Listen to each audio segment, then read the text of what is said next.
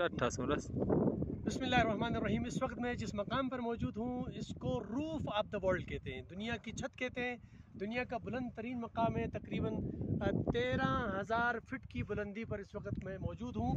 और ये आप बहुत खूबसूरती देख रहे हैं, ग्रीनरी देख रहे हैं, और यहाँ पर बहुत सारे हॉर्सेस जो हैं यहाँ पर देख रहे हैं आप, बहुत खूबसूरत मंजर है। और मैं तमाम देखने वालों से गुजारिश करूँगा कि वो इस ख़ासकर जून जुलाई के महीने में यहाँ और ख़ूबसूरती में इजाफ़ा होता है। तकरीबन 1300 किस्म के फूल यहाँ पर आपको नज़र आएंगे। दुनिया का जो बुलंद तरीन मकाम है, और इंशाल्लाह मज़ीद आगे आपको दिखाते हैं।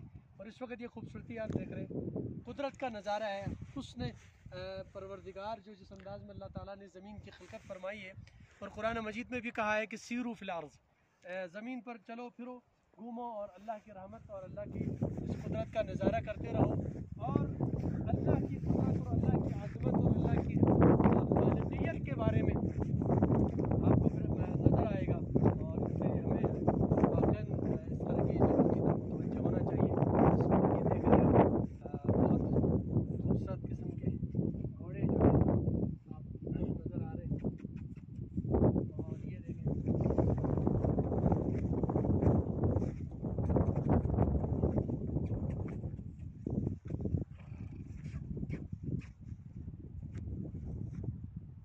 करीब आए हुआ